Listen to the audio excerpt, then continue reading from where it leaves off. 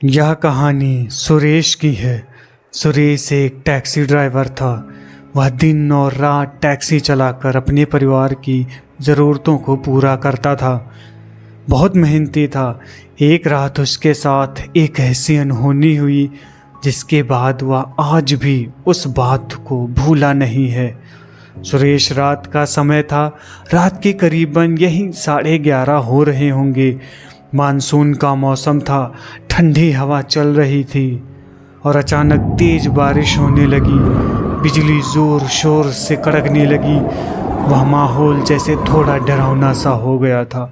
उस अंधेरे में थोड़ी थोड़ी दूर की भी चीज़ें नज़र नहीं आ रही थी। खूबसूरत से दिल्ली में रहने वाला सुरेश, अब उसको वो नज़ारा थोड़ा डराने लगा था। वो पहली बार इतना लेट हो गया था घर के लिए। उसके आसपास के सारे रास्ते सुनसान थे। कोई सवारी नहीं थी। साइड में ही वो अपनी टैक्सी को रोककर अपनी सवारी का इंतज़ार करने लगा। इंतज़ार करते करते उसे बहुत देर हो गई।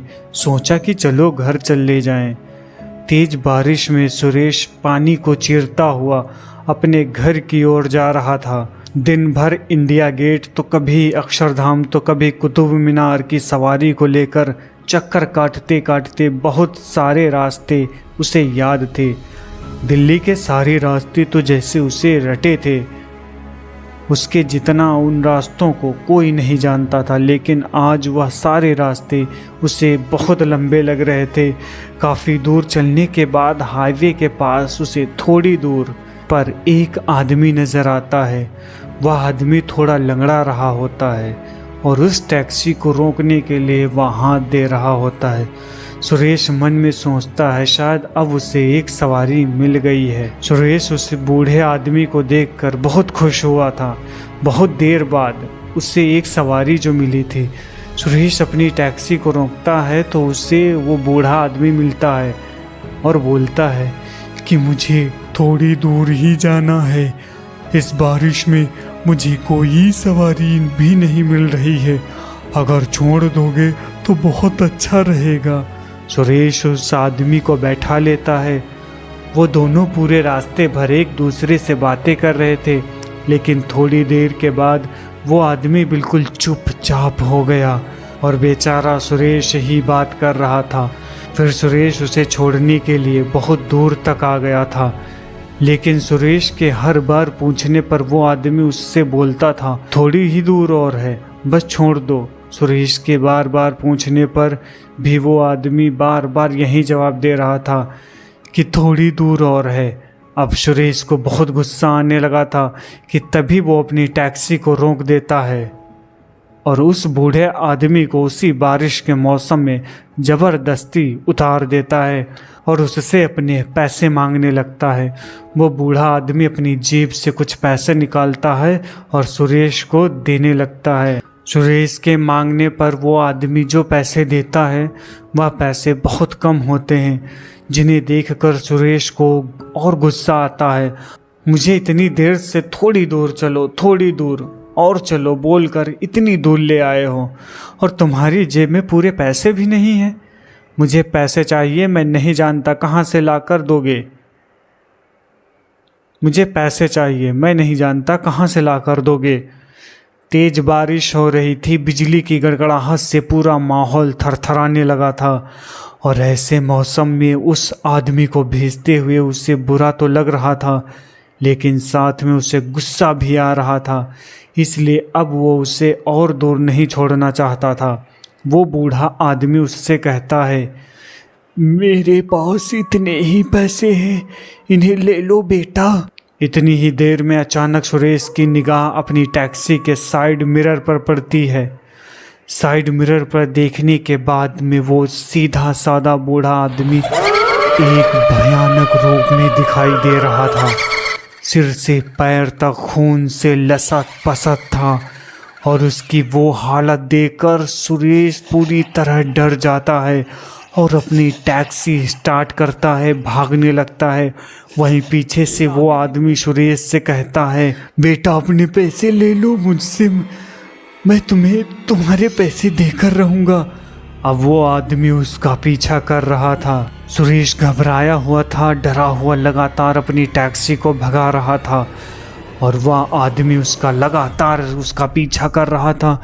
वह बार बार कह रहा था, बेटा मैं तुम्हें पैसे दे रहा हूँ, बेटा तुम्हारे पैसे, इसे ले जाओ, इसे ले जाओ बेटा, तुम्हारे पैसे, इसे ले जाओ। यह सारी आवाज़ें अब सुरेश के कानों में चुभने लगी थी।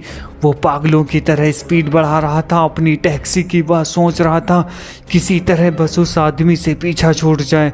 घबराया हुआ सुरेश इंडिया गेट के ठीक सामने जाकर रुक जाता है। घबराया हुआ सुरेश समझ नहीं पाता कि उसे क्या करना है। वह आदमी अब उसके पीछे नहीं था। सुरेश गहरी सांस लेता है और उसे थोड़ी राहत होती है। सुरेश समझ नहीं पा रहा था कि उसे क्या करना है। उसे अब यह भी होश नहीं था कि उसे घर भी जाना था। वो अब कहीं जाना नहीं चाह रहा था। वो अब कहीं जाना नहीं चाह रहा था। उसे अब इतना डर लग रहा था कि कहीं फिर कोई और प्रॉब्लम ना हो जाए कि तभी उस सामने से उसे एक छोटा सा परिवार आता हुआ नजर आता है। एक आदमी, उसकी पत्नी और उसका एक बच्चा जो उसे ही हाथ दे रहा होता है। वो लोग उसके पास आते हैं और उसे थोड़ी दूर चौराहे के पास तक पहुंचने के लिए बोलते हैं। सुरेश उन्हें बैठाने के लिए बोलता है। उन लोगों को देखने के बाद वो शांत हो जाता है और अपनी टैक्सी स्टार्ट करता है और चल देता है। सुरेश सवारी को लेकर निकल पड़ता है उनकी मंजिल की ओर। बारिश हल्की धीमी हो चुकी थी। मौसम भी थोड़ा शांत होने लगा था। रात के अब यहीं 12:30 हो रहे होंगे। वह सवारी जो उसकी टैक्सी में बैठी थी वो थोड़ी खामोश थी, पर सुरेश के बात करने पर टैक्सी में सवार लोग उससे लगातार बातें कर रहे थे और सुरेश भी अब उन्हें लगातार अपने काम के बारे में बता रहा था कि कैसे वह एक जगह से दूसरी जगह पहुंचाता है। उसे सारे रास्ते कितने अच्छे से याद हैं। वह सारी बातें उन्हें बता रहा था और वो फैमिली भी उन्हें अपने बारे में बता रही थी। सुरेश अपनी टैक्सी में सामने रखे मिरर में उन्हें देखकर बातें कर रहा था। बातें करते करते वक्त कैसे गुजरने लगा पता ही नहीं चला। चलते चलते बहुत समय हो गया था। सुरेश अपनी सवारी से पूछता है, आगे वाला चौराहा है क्या जहाँ आप लोगों को उतरना है? वह आदमी कहता है, हाँ आगे वाला चौराहा है। सुरेश अब धीरे धीरे वो बातें भूल गया था। उससे आप अपने साथ हुई घटना इतनी परेशान नहीं कर रही थी। वक्त गुजर रहा था और चलते चलते अब रात के करीबन 1 बज रहे थे। यूं ही बातें करते करते सुरेश की नज़र रोड के सामने खड़े एक आदमी पर पड़ती है। देखते ही देखते वो आदमी सुरेश की टैक्सी के सामने आ जाता है। सुरेश बहुत ज़्यादा घबराने लगता है और सुरेश को अचानक अपनी टैक्सी की ब्रेक लगाकर टैक्सी रोकनी पड़ती है और दूर से दिखने वाला वो आदमी अचानक से सुरेश की टैक्सी की विंडो के पास आकर खड़ा हो जाता है और सुरेश से कहता है, बेटा या लो अपने पैसे, तुम तो अपने पैसे मेरे पास ही छोड़कर जा रहे थे, अपने पैसे तो लेते जाओ। सुरेश उस आदमी को देखते ही समझ जाता है कि वह आदमी वही था जिसे वह पीछे छोड़ आया था और वह भाग रहा था। वह इंसान नहीं था, कुछ और ही था। शायद वह जिंदा ही नहीं था। सुरेश उसकी हालत देखकर वह बहुत घबरा जाता है। उसे बार बार वही नज़ारा दिखाई दे रहा होता है और इस बार वह आदमी अपनी असली चेहरे के साथ नज़र आ रहा था। वही खून से लथपथ चेहरा, वह भयानक आँखें। अब सुरेश को सब ठीक से दिखाई दे रहा था, सब कुछ दिखाई दे रहा था। सुरेश ने खुद को संभाला और अपनी टैक्सी भगाने लगा। कुछ इतनी तेज से अपनी टैक्सी चला रहा था, पीछे बैठे सवारी उसके बार बार पूछ रहे थे कि आखिर वो आदमी है कौन जो आपके पीछे पड़ा है। सुरेश बोला, मैं सब कुछ बताऊंगा, बस आप लोग शांत हो जाओ। सुरेश लगातार अपनी टैक्सी को तेजी से चलाकर आगे बढ़ाने में लगा था। वहीं दूसरी ओर वो आदमी बार बार सुरेश की टैक्सी के सामने आ रहा था। टैक्सी में बैठे हुए सभी लोग भय से कांप रहे थे। अब पीछे बैठे लोगों को भी पता चल गया था कि वो कोई भूत है। सारे लोग लगभग बहुत ज़्यादा डर गए थे। किसी को भी समझ नहीं आ रहा था कि अब क्या करना है। सुरेश बस टैक्सी चला रहा था, लेकिन उसे भी कुछ समझ नहीं आ रहा था कि उसे अब क्या करना है। सुरेश बस एक ही बात बार बार देख रहा था कि वह बार बार घूम फिर कर इंडिया गेट के सामने से ही गुजर रहा था। सब लोग बहुत घबरा रहे थे, जैसे रास्ता ख़त्म होने का नाम ही नहीं ले रहा हो। घूम फिर के बार बार सुरेश एक ही जगह से निकल रहा था। वह आदमी सुरेश को बार बार वहीं मिल रहा था जहां वह से मिला था,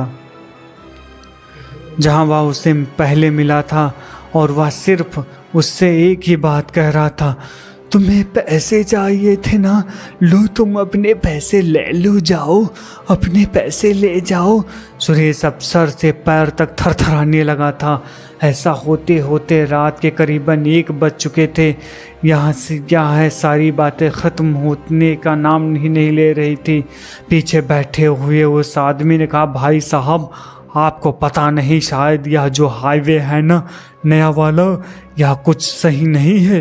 बहुत सारे लोगों के साथ बहुत सारी बुरी घटना इस हाईवे पर होती रही हैं। वो आदमी सुरेश को सारी बातें बताने लगा। सुरेश के पीछे बैठी सवारी जिसमें वह आदमी भी था, सुरेश को सारा सच बता रहा था। क्यों हाईवे में अक्सर ऐसे हादसे लोगों के साथ होते रहते हैं। लोग अक्सर इन भूतिया किस्सों से परेशान हो चुके हैं। अक्सर इस हाईवे पर कोई ना कोई लोगों का एक्सीडेंट हुआ करते हैं। और यह जो आदमी आपको दिख रहा है, यह पिछले 6 महीने पहले ही मर चुका है, क्योंकि मैंने उसके बारे में न्यूज़पेपर पर पढ़ा था। यह बिल्कुल वैसा ही दिखता है।